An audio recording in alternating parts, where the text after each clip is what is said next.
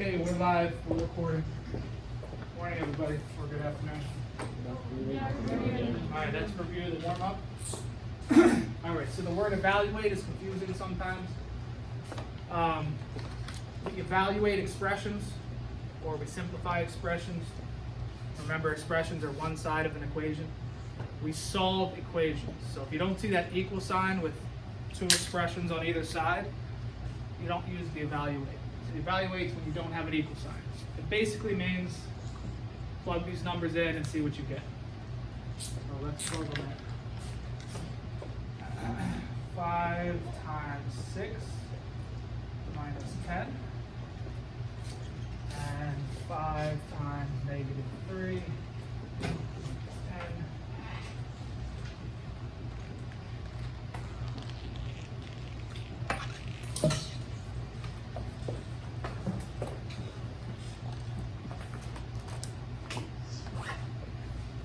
Okay, how many of you, show of hands, got 20?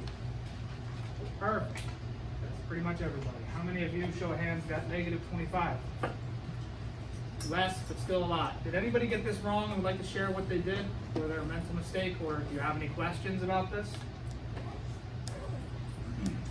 No? If you got this wrong, it's probably because negative 15 minus 10, you probably thought that was like negative 5. No. Just got to know how to subtract and add positive and negative integers. Negative 15 would be somewhere over here on the number line. For subtracting 10, we're going 10 to the left. That's why we're at negative 25. Cool. Any questions? All right. So the attendance thing, I'm scrapping it. We're not doing it.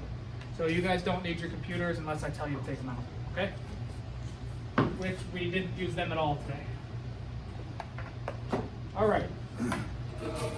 We are moving into chapter 5, section 1 in your blue textbooks. Let me explain the textbooks. Online, you have 2 textbooks. It's a blue one, which is Math 8, and a purple one, which is Algebra 1. The one under your seat is those 2 textbooks combined. So online, they're separate. Under your seat, they're combined. You don't need your books. Just leave them under there. It's this textbook. This is the one that has the 2 of them combined. Okay? We'll be using this sometimes. I'll tell you when we use it. Not today. All right. And that book, it's chapter 7, section 1. Domain and range. Before we get into domain and range, how many of you know what a function is?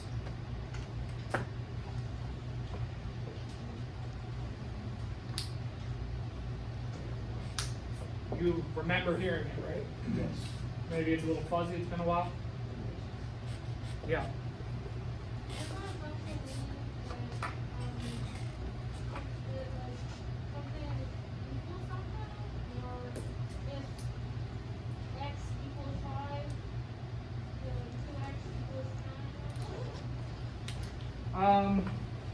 No. I think I know what you're trying to say, so let me define it here. A function is a relationship between x and y.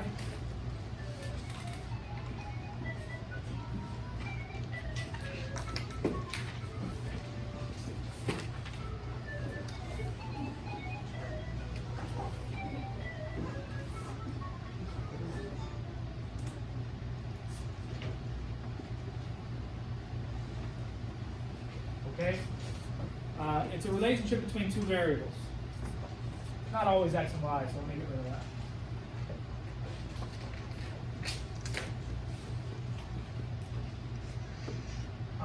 It's a very specific relationship. We call it a one-to-one relationship.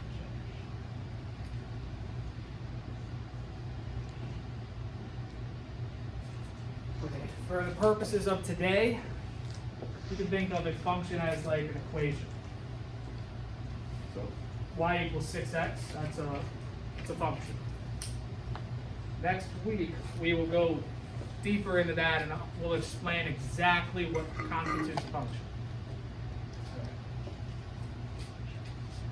So because there's two variables, what are the two variables we usually assign to those? X and Y. X and Y. All right. Now we don't have to use X and Y. Don't write this down, what I'm about to put. So here's the function. Right? Would this function be the same thing as if I did this? Sure, yeah. So these letters just represent something that's unknown. That's all they do. We usually use Y and X. Why might we use a different letter than X and Y? Well, it depends on the scenario. So let's say we're talking about the function of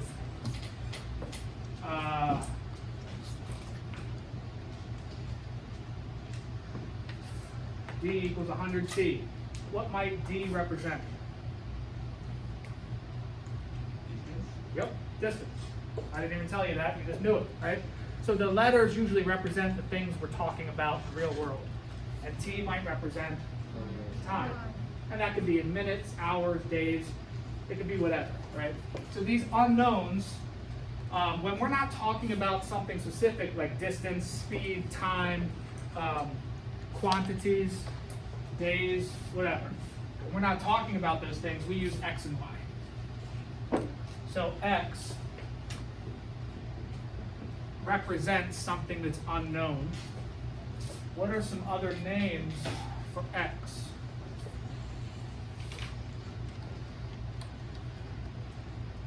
How about the input? Right? We just used that for the warm-up. We input what X was, and we got an output, which was 20 and negative 25. So X is our input. Well, we also have another name for it. It's called the independent variable.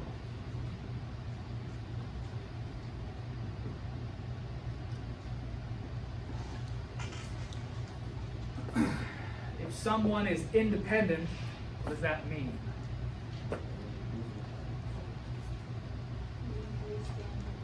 They stand alone. They don't need nobody else. All right, Beyonce, independent woman. All right, which means X doesn't care about Y. It still has a relationship with Y, but X is not asking Y any questions. Okay? X is the independent variable. All right.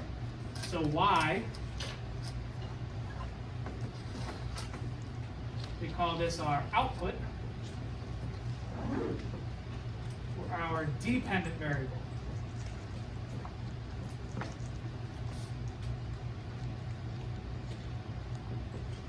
So what does it mean? It's dependent. It relies on something else. And what is it relying on? X. X, exactly. So X depends on Y.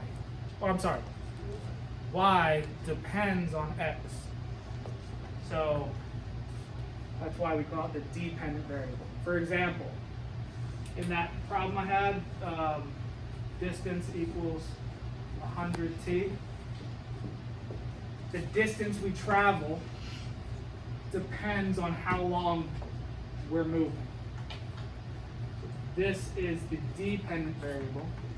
This is the independent variable. Time does not rely on distance. The distance relies on the time. These have other names, and they are called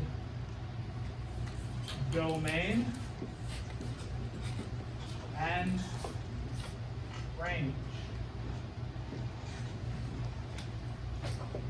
This is the new terminology that you need to know, because we are going to use these two terms for the rest of the school year.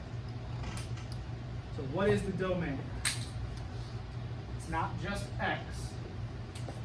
It's actually all possible values of X. It's all the possible X values.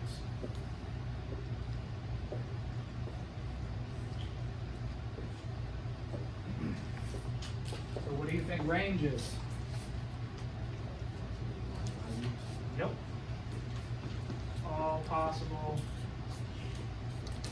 Y values.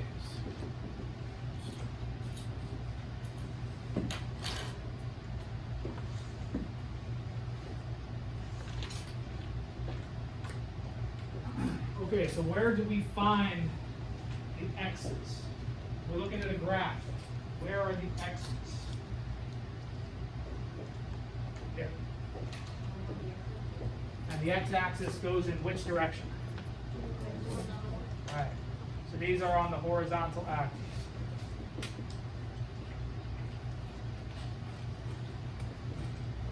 And where are the y values?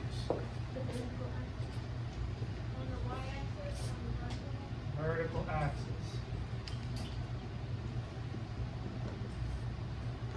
And for those of you who don't know what I'm talking about, this is the y-axis, this is the x-axis.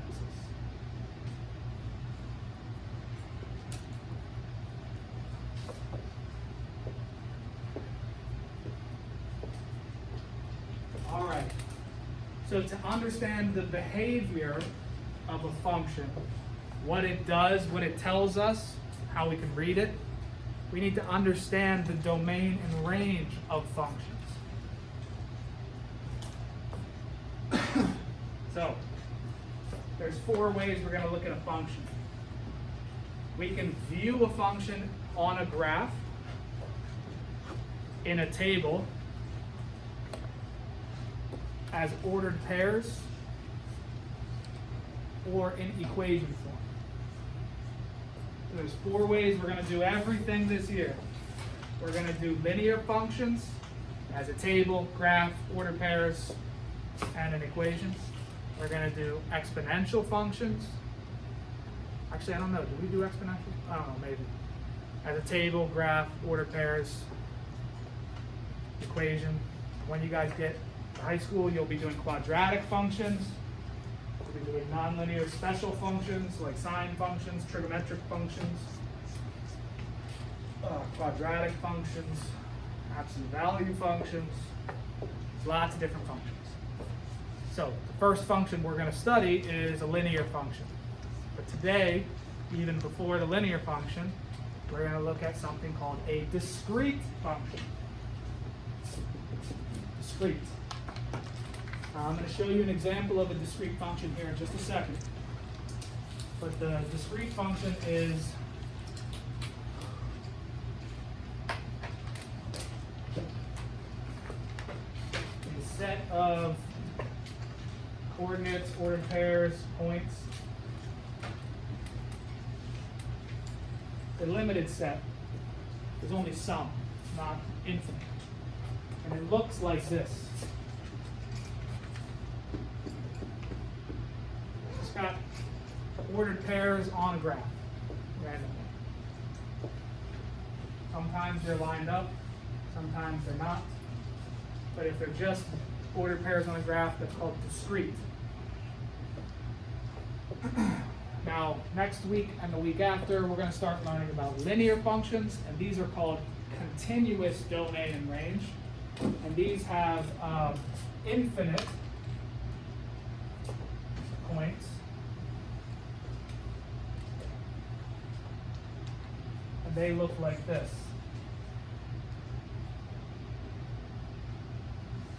It's one or more solid lines. It might have breaks in it, but it's got those arrows which tell us it goes forever. All right. So let's check out our first discrete function, and let's find the domain and range.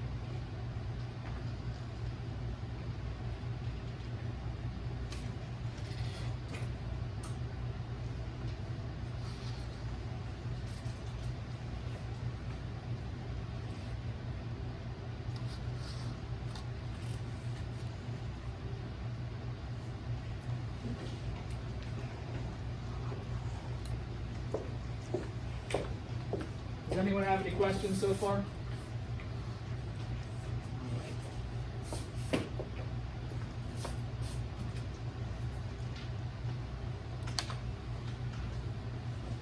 Okay, so in your notes, I don't expect you to draw this nice fancy graph. In your notes, you can just sketch it, and this is how I'd recommend sketching it. Just like that, and then do like that. That's all. Very quick.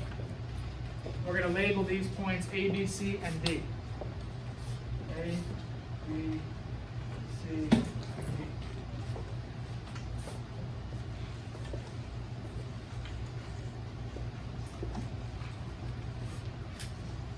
And I can highlight these better if that helps.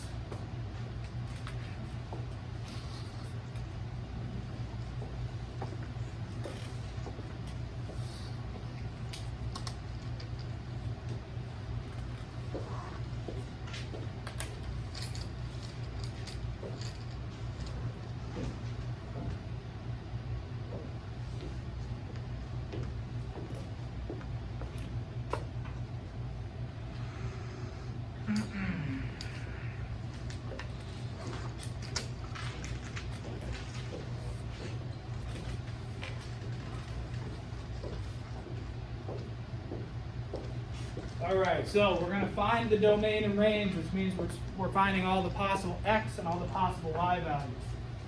The best way to do this is to list these out as ordered pairs. So we're going to do that. Can somebody tell me the coordinate of point A? Yes, sir. -3, -2.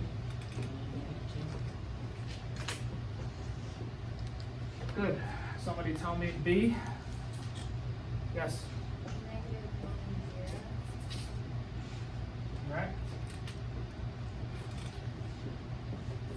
C. 1, 2. Correct. And D. 3, 4. Correct.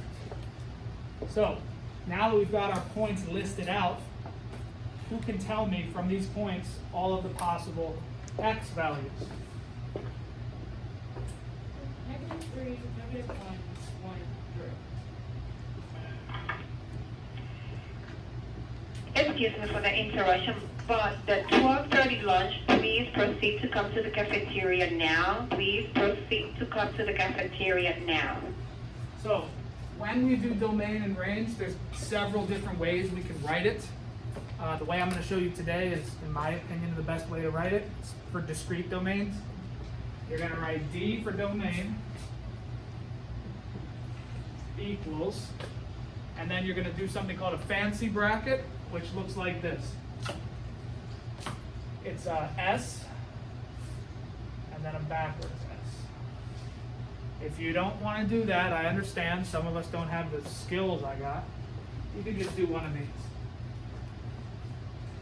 What you don't want is parentheses. Okay. Anyways, it goes like this.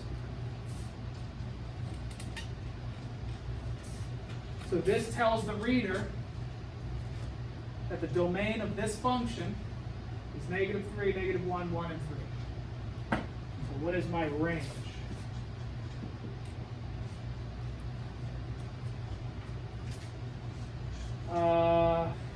Yes, in the back.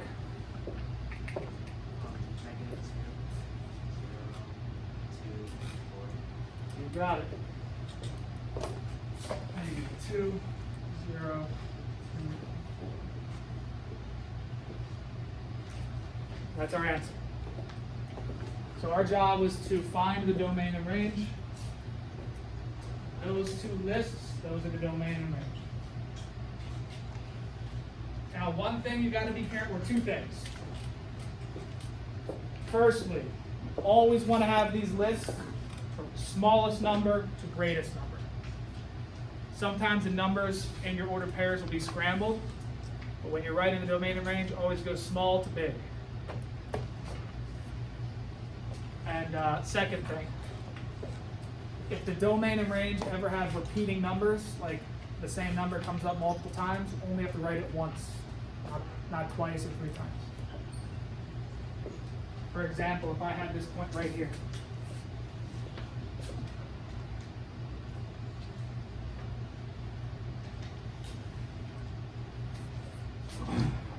this would be 0, 2, right? Well, I already have a 2 here. So would I write another 2 here? No. It's unnecessary to have it twice. You just write it once. Okay?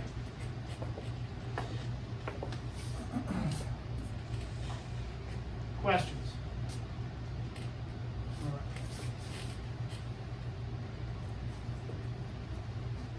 Now, how many of you could probably do this without writing the ordered pairs on the side?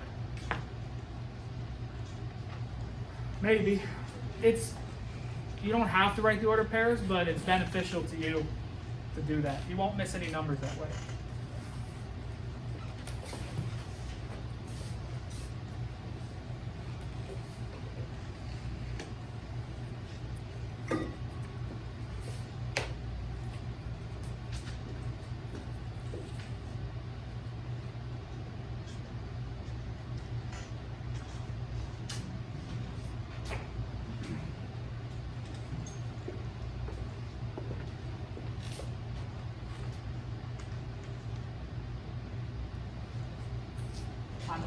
I'm adding an ordered pair here.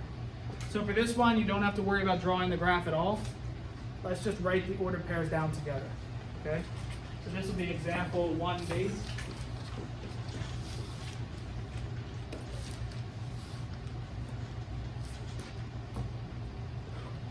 So we're still talking about the same thing, it's just an extra example. We'll call this A. B, C, D, E. Now I'm only lettering these so that you know which point I'm talking about. You don't need to letter them.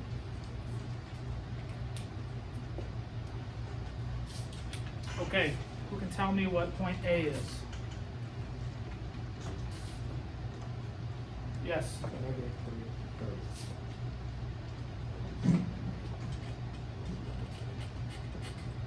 Correct. You're telling B. B is negative 2, C.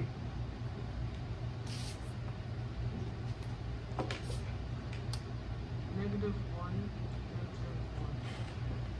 D. 1,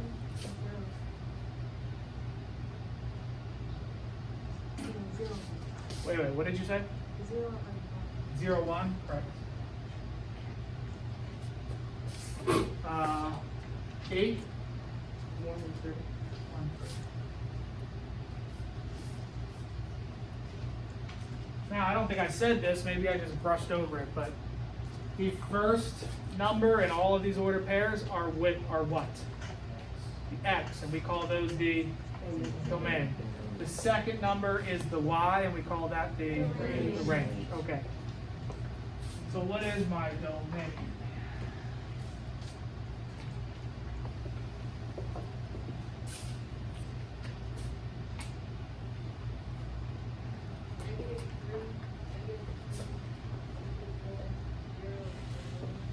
Correct.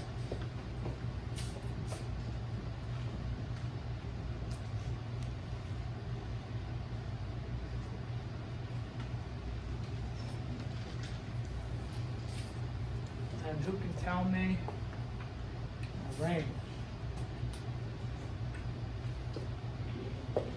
I can't hear you, guys speak up. 3, negative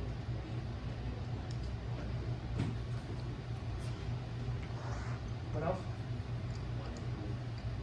1, 3. Like that. Okay. What is the problem with that one? Yes, you have the right numbers. But what is the problem with the way it's written? Yeah. There's 2 of the same number in the range. Okay, 2 of the same number. So if we have the same number twice, do I need both of them? No. Okay, what else is wrong with the way it was written? It Wasn't wasn't least the greatest. Is it now? Yeah.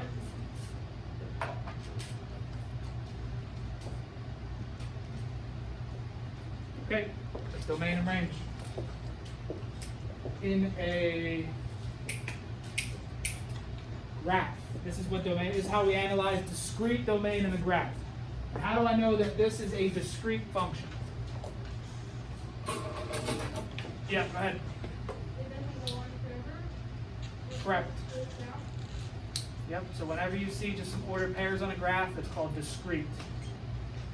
Now, if this was a line that went on forever, every point on this line is an ordered pair. And how many points are on this line?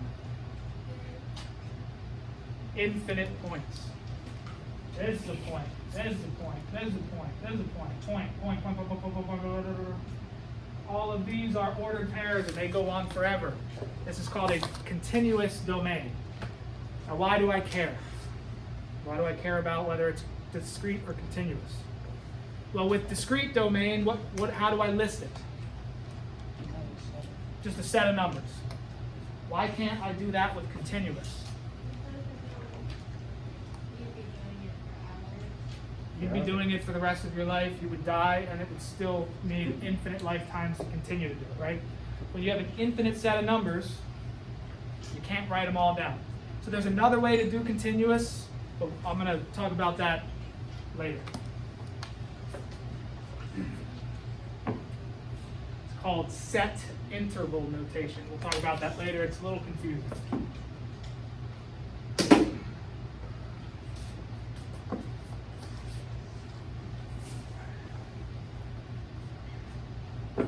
I'm going to put 2 problems on the board. I want you guys to take 4 minutes in your notes, do the 2 problems, and be ready to share your answer.